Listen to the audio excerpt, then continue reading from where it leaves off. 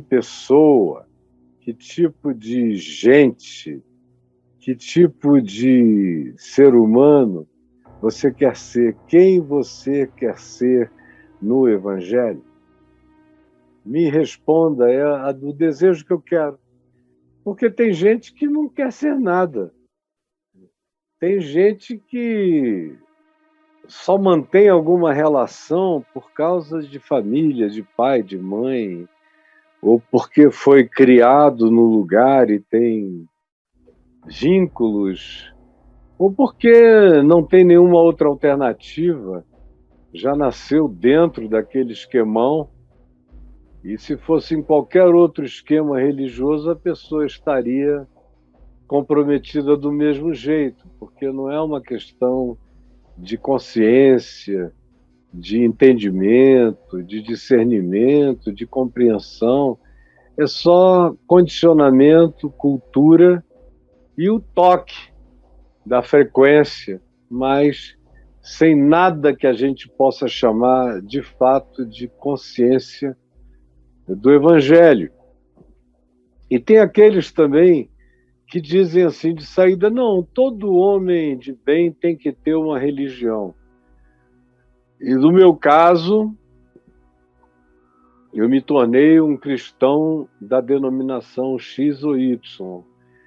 Mas isso tem a ver com um pacotão, não tem a ver com algo que lhes tocou ao coração, porque tenham concluído que o Evangelho é a melhor e única maneira genuína de se viver com segurança, com paz, com vitória sobre a morte, as fobias, e os temores e os pânicos, com coragem de ser, com coragem de viver em qualquer hora, em qualquer época, em qualquer circunstância, com aquela alegria ultra circunstancial que não depende de como as coisas estejam, se muito bem ou melhorando, não.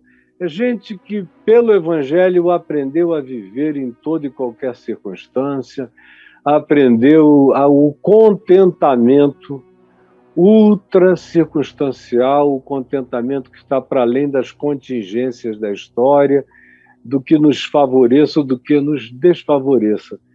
Ou seja, são poucas pessoas que aprenderam realmente a viver segundo o Evangelho.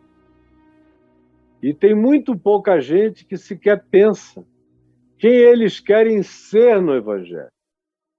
Aí, quando tem alguém que pensa o que a pessoa quer ser no Evangelho, em geral, a confusão já se estabelece de saída. São aquelas pessoas que dizem o seguinte, no Evangelho eu quero ser cantor, eu quero fazer parte de uma banda, eu quero fazer parte de um dueto, de um quarteto, de um grupo, de um coral, eu quero ser líder de jovens, eu quero ser ajudante na ministração do louvor, eu quero ser, em algumas igrejas judaizadas, messianizadas, eu quero ser levita, eu quero ser diácono, eu quero ser presbítero, eu quero ser evangelista, eu quero ser pregador, eu quero ser pastor, eu quero ser líder. Aí as pessoas, quando falam em evangelho, elas pensam em funções. O que é que elas podem ocupar no espaço da agremiação, do clube religioso? O que é que elas podem ser nessa sociedade religiosa, naquele ambiente, naquele prédio? E nas muitas alternativas e funções apresentadas naquela sociedade paralela, que é a igreja, que não dialoga com a sociedade maior, não dialoga com o mundo e existe apenas para si própria e em função de si mesmo. E a maioria das pessoas, quando pensam em o que querem ser na igreja, elas pensam nisso. No CEO ou no executivo, na função, seja ela qual seja, até aquele que pela sua humildade diz, não, eu gostaria de ser o zelador, eu gostaria e vou me voluntariar para chegar cedo para varrer, eu gostaria de trabalhar na cantina, servir a Deus na cantina, ou eu gostaria de lavar os banheiros, mas as pessoas pensam em serviço na igreja relacionando a essas funções, a esses estivamentos, a esses trabalhos de estivadores eclesiásticos, trabalhadores ou executivos funcionais de igreja. É isso que eu queria ser na igreja. Porque a igreja, para eles, é um prédio com CNPJ, com música, com pregação, com um monte de reuniões e com subdivisões de reuniões para várias faixas etárias. É um colégio, é uma escola paralela de ensino repetitivo da Bíblia. Para crianças é sempre sobre os patriarcas, os juízes, Moisés, Davi e os gigantes. É isso que se ensina para as crianças. Para os adolescentes se ensina comportamento moral, onde não pegar, onde não beijar, onde não botar a mão, onde não tocar. E o ensino é todo voltado para onde você toca, não toca ou nem chega perto. Aí, se você é um jovem adulto, começa a preparação para o casamento. Como é que você tem que ser para arranjar uma boa mulher ou um bom namorado? Se você arranja e começa a falar em casamento, você entra numa classe para treinar você para o casamento, que não tem nada a ver com relacionamento, com nada disso. Ninguém é ensinado a amadurecer. É só um monte de comportamentos, como um escoteiro aprende a armar a barraca, a cuidar do cantil. É um monte de comportamentalidades que são ensinadas com o ápice desse comportamento, concluindo-se na igreja, na frequência às reuniões, aos cultos.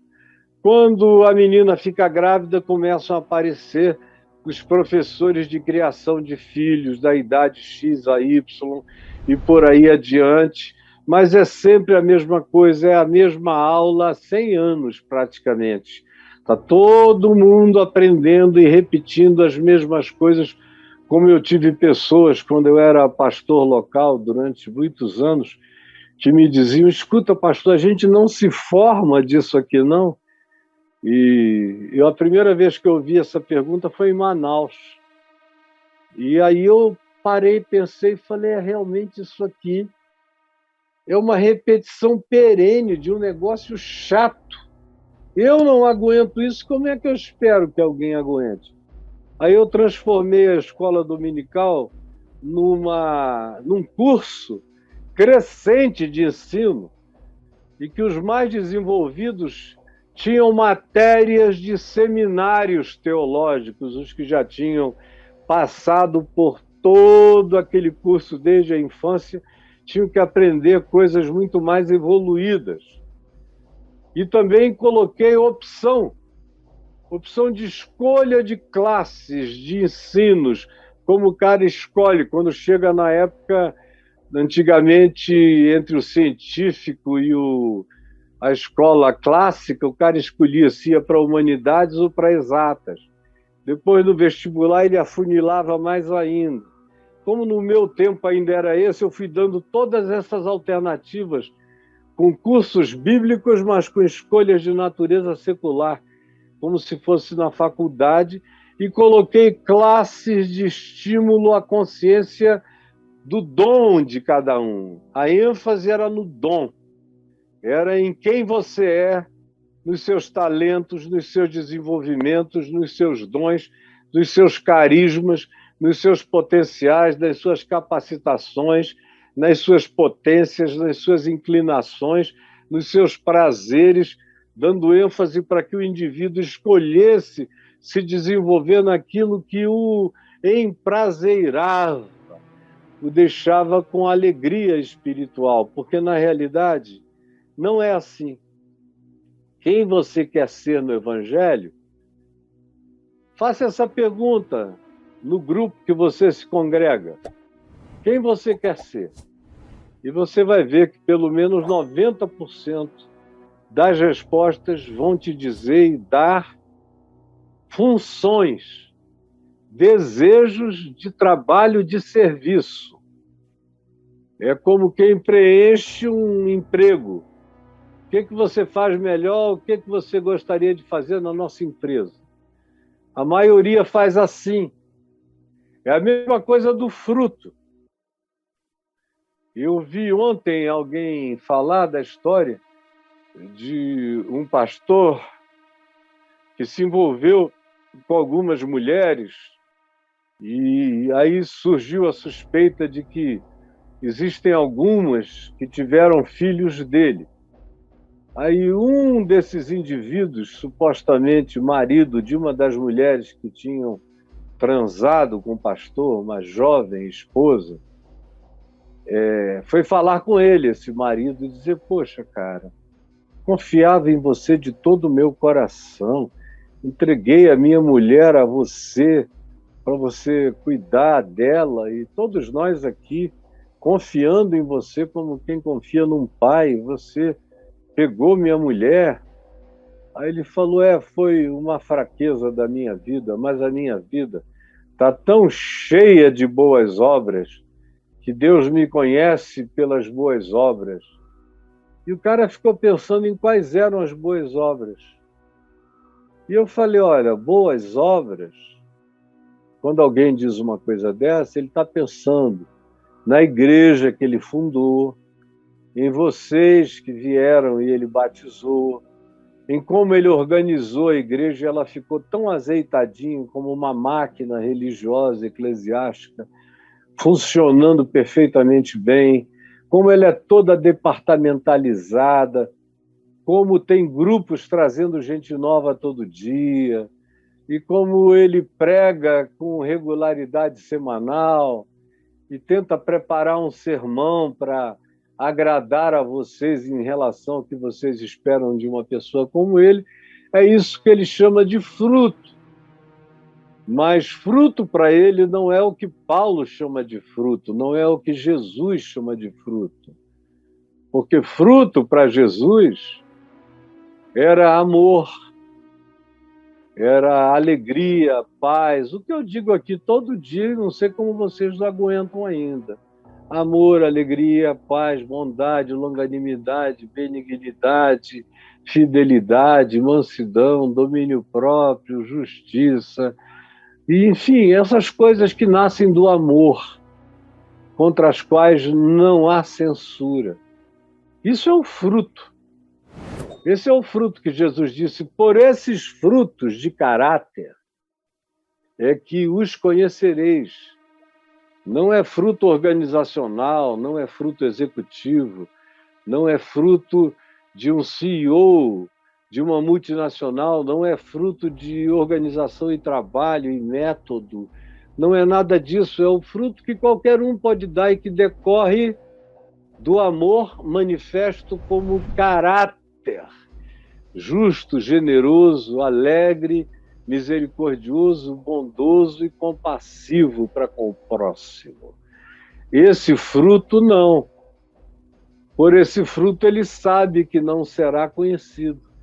Ele quer que Deus leve a sério o que Jesus já disse que não levará, que é o pessoal que chega dizendo: em teu nome expelimos demônios, profetizamos, curamos doentes. Gente funcional do ponto de vista ministerial, mas para quem Jesus dirá: eu nunca vos conheci, apartai-vos de mim. Infelizmente, a confusão geral é essa. E aí eu pergunto de novo: quem você quer ser no Evangelho?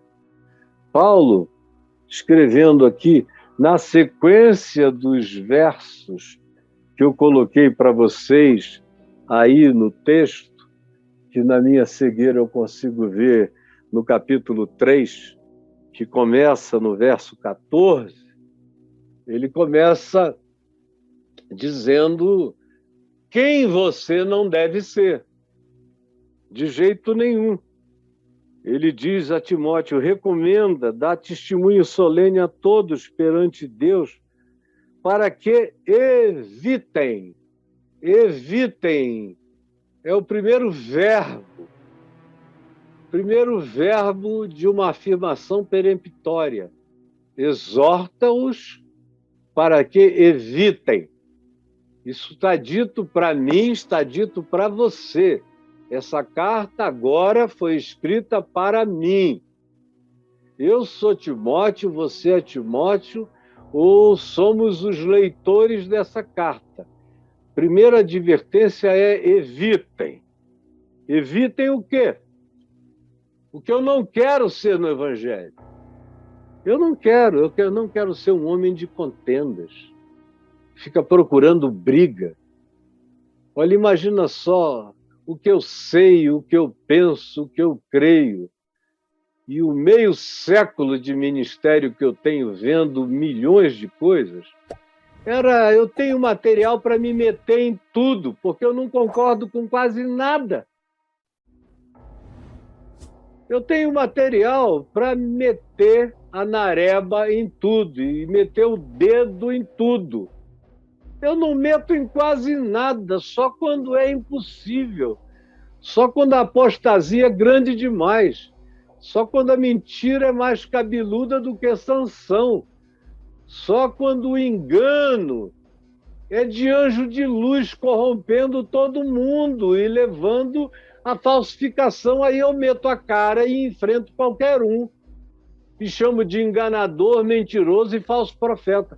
Do contrário, meu Deus, é tanta mosquitada de mentira e de engano, mas não dá tempo.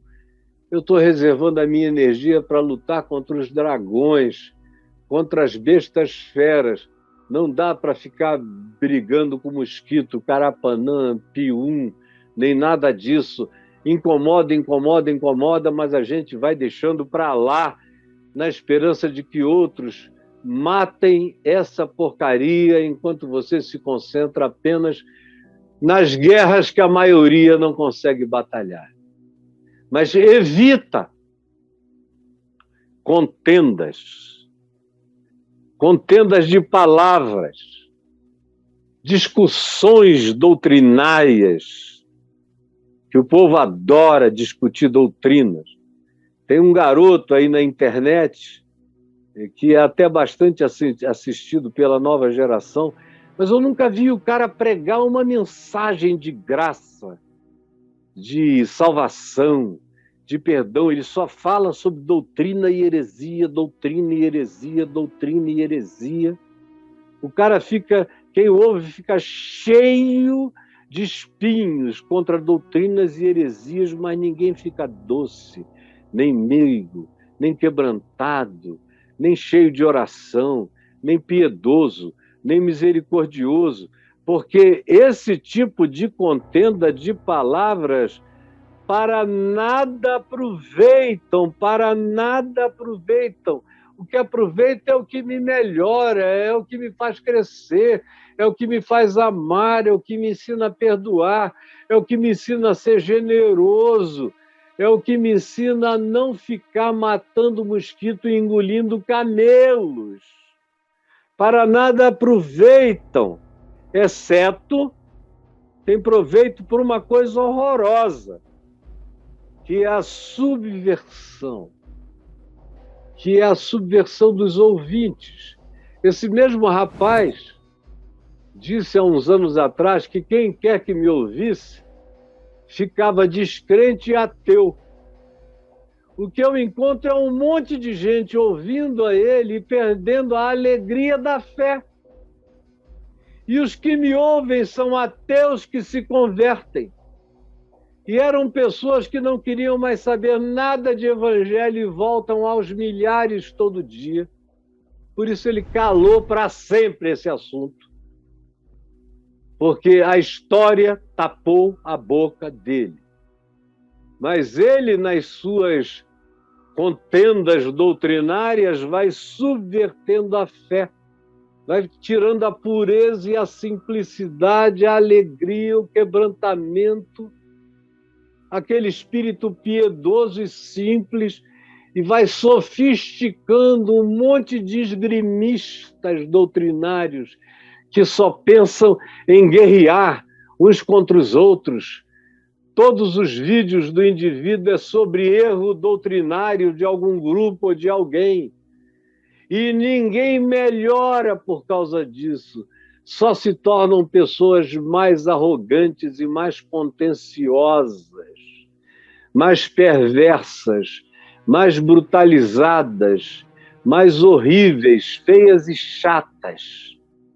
E ninguém se volta para Cristo. Nunca ouvi uma palavra dizendo: eu ouvi fulano de tal e a palavra de Deus me iluminou e eu mudei, me converti. Não, eu só vejo as pessoas voltarem pioradas, cheias de meticulosidades farisaicas, subvertidas na consciência pura do Evangelho. Aí, Paulo diz aqui e prossegue, agora no verso 16, ele diz outro verbo, é o verbo evitar, evita.